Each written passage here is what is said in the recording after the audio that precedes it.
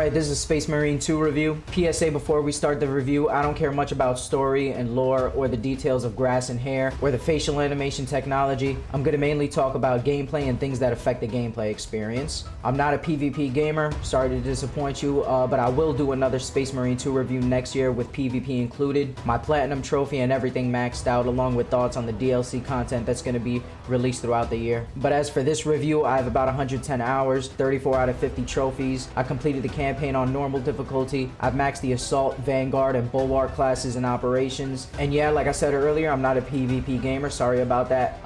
Check YouTube and their recent uploads for more up-to-date thoughts and reviews on PvP gameplay. There's a lot of videos out there. But I'm going to start with the campaign first. And we got first up the maps. The campaign took me about 10 hours to complete with no rushing and plenty of exploration on the side paths. There's 6 missions, each with unique locations like jungles, large tech facilities, you go into fucking space, they got massive temples, and a trippy battlefield in the last mission. They're all linear areas with a few data slates, supplies, and extra weapons hidden away from the main path, so if you take some extra time to look and explore the environments, you'll find a couple little things. The maps never got boring, and I was always hyped to see where I'd go next. The enemies, the Tyranids. You fight Tyranids and Chaos Thousand Suns. Tyranids are extremely fun to fight and satisfying to kill with a lot of blood, dismemberment, crunchy bones. Especially after Saber's recent update, AI companions are more efficient in combat and ranged enemies aren't nearly as much of a nuisance to the fun melee combat anymore. Slashing, parrying, smashing, and shooting your way through swarms of enemies is extremely enjoyable. It was still enjoyable before the update, but now it's just a lot more fun. Fighting medium Tyranid warriors and snipers is challenging, but it's very fun and satisfying, especially when you kill one and their entire mini swarm drops dead with them. It's so satisfying. Then we have flying enemies, which I don't like because sometimes they appear in the middle of a swarm and deal out a lot of ranged attacks you need to dodge, and you also got to dodge the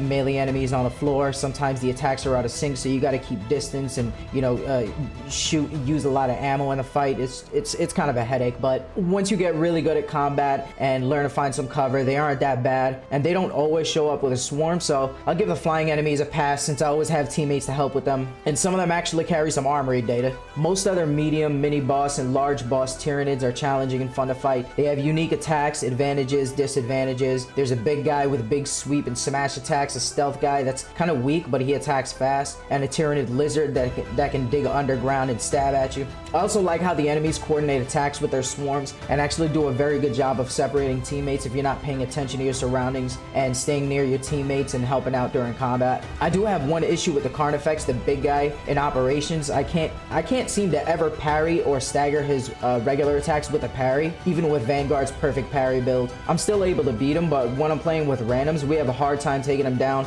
without losing a lot of health. Aside from a few minor complaints, Tyranids are a great faction to fight. I love them. Thousand Suns Chaos enemies are also fun and satisfying to fight, but not to the extreme degree that the Tyranids are. They're mostly ranged enemies that teleport away from melee attacks, and they can even cancel your gun strike by teleporting away. Their melee attacks are a bit harder to see coming than Tyranids, making it difficult to parry. The Chaos enemies will throw fists and kicks and elbows at you, whereas the Tyranids have large claws and big jump attacks that give you a good amount of time and you have a good visual of to react. The tiny Chaos enemies also have much faster attacks than the tiny Tyranids, so it's harder to get a lot of parries against them when attacking from off screen for those extra armor segments. The Thousand Suns aren't as juicy and satisfying to cut up, but the executions are still top tier and satisfying. The Thousand Suns medium enemies and mini bosses are also very frustrating to fight. They use a lot of heavy ranged attacks and area attacks that require a lot of dodging for a staggered gun strike, which isn't as easy to achieve as parries with most classes. But you know, after getting really good at the game, I do enjoy playing the Thousand Suns, and especially after the update, they were made a lot more fun and tolerable to fight. Overall, I like Thousand Suns, especially in operations where I can fight them with custom high-level Marines, where it makes it a lot more easier. Now for the story. I'm not a big story guy, but it was pretty entertaining. Story wasn't cringe or weird. It was a dude trying to earn back his respect in the army after a snitch named Leandros from the first game got him locked up for 200 years and tortured. I love the futuristic, magical, super technologically advanced warrior stuff. It's hype and I can't wait to see more. Now for the operations. Classes. Operations is a really fun game mode to to run through and upgrade custom weapons and space marine designs. You have 6 different missions in 6 different locations and 2 different enemy factions, each with their own map. The linear maps and exploration are similar to the campaign, where you can branch off the main path and explore a little for data slates and extra resources. You get 6 different classes to grind, and after about 100 hours of operations mainly on Tyranid maps, I can confidently say that I'm not bored of the map and enemy variety. The diverse and customizable weapons, classes, and skills keep the gameplay and enemy variety feeling very fresh. Classes are all very unique with their own gear, armor, customization and colors, and character builds with different strengths and weaknesses. And yeah, the classes are just straight up really diverse and nice to have. Now for the operations grind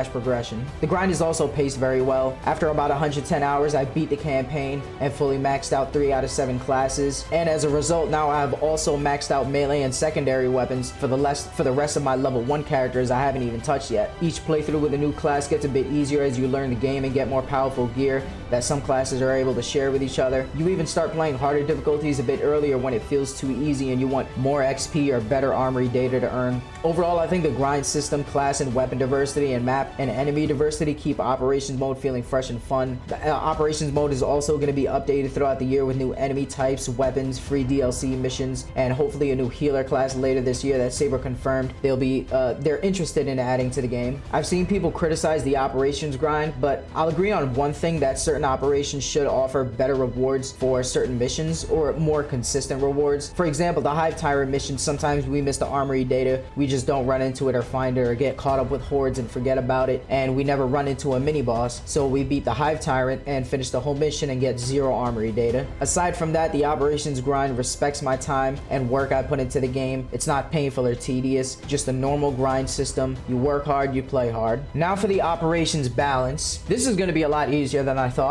As for the enemy and weapon balance in operations, I think it's fine, especially after the recent update buffs to our parry and nerfs to some annoying enemies. The flow of combat, especially for melee focused classes, is much more enjoyable and less frustrating than it was before the update. I'm grateful for Saber for being so quick with a balanced decision and not catering to the more hardcore players. They did say that a new harder difficulty is coming to the game, so they can definitely go in there and have a hard time. Also a horde mode, if those players want to be punished, they can go in the horde mode and play up to like wave 70 and then be tortured there. But admittedly, I haven't played and maxed out every single weapon on every single difficulty, so I do want to note, where I see that the community bring up sometimes, that they're dissatisfied with the power of bolters compared to some other strong elemental weapons in the game, and I do agree. I just started playing tactical today after I wrote the review, and the bolters do feel a bit underwhelming, especially with their elemental counterparts, even the secondary guns, the plasma pistol versus the heavy pistol. But yeah, I do agree that the bolters could use some more power,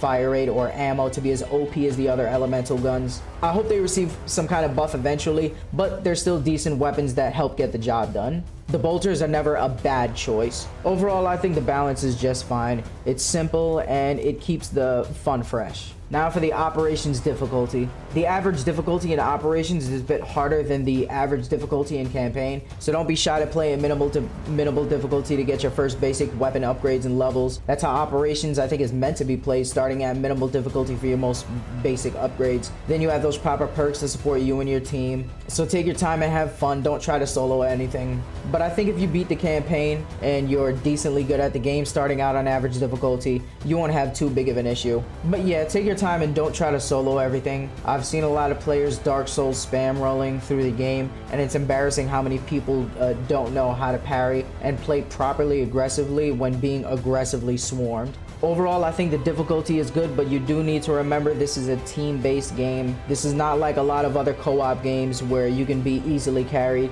even on the max level with a max level teammate. Carrying 2 level 1s on ruthless difficulty is fucking painful. They might actually perform worse than the bots. Now we got the performance. Oh boy. Performance on PS5 is pretty good to excellent throughout the campaign. Sometimes it dips to what feels like in the 40s on heavy swarms and on medium and harder difficulties in operations. It does get annoying sometimes, but it's never nauseating or severely affects gameplay. It's not very smooth all the time, but Overall, very decent performance, no major complaints. Now for the technical issues. Often in operations, you can match with the same class and you need to look for a new game over and over again. Sometimes takes me 5 to 10 minutes for a free slot for the class I'm trying to grind. Hopefully Saber can redo the matchmaking system soon. It's going to be a big frustration in the long term for players, especially when a new class comes out and everybody wants to be that one guy. Issue 2, you can't dodge while using melee attacks, even when a red attack warning appears, which is especially annoying with slow melee weapons like the Thunder Hammer and the Power Fist. Plain and simple, it's not a bug or technically a technical issue. I think it's really disruptive to combat and it just does not work well. My parry can interrupt any one of my actions to defend myself. I'd like if my dodge was versatile and could do the same. The jump pack doesn't activate sometimes. Just randomly doesn't work sometimes. I've emailed Saber about it and sent video, but I haven't heard back about it yet. Again, it doesn't happen a lot. It's rare, but when it does happen, you're all of a sudden stun locked by 5 warriors when you should be in the sky about to smash a hammer on them. Weapon XP is not granted sometimes. Again, doesn't happen very often, rare, but really sucks when it does. I've emailed Saber and sent video, screenshots. Hope they can fix that eventually. Now for the score. Space Marine 2 is a strong 9.5 out of 10. Aside from the insanely fun campaign, the overall gameplay is very solid, with satisfying melee combat and a wide variety of melee tools and guns. While all not equally efficient or powerful, they're still all effective and fun to use. The guns also have a lot of variety. Yeah, some guns, especially bolters, aren't as efficient or popular as some other OP guns, but they're all still viable and enjoyable and fun to use. They get the job done. Especially since Space Marine is not solely a shooter, you need to learn melee combat, parries, dodges if you want to survive. You can't just ammo dump through 80 or 90% of the entire game. The customization for each Marine in operations is unique and absolute fire. The game's grind respects my time and my $70. There's a whole PvP mode I haven't played yet because I'm so addicted to all the new classes and customization,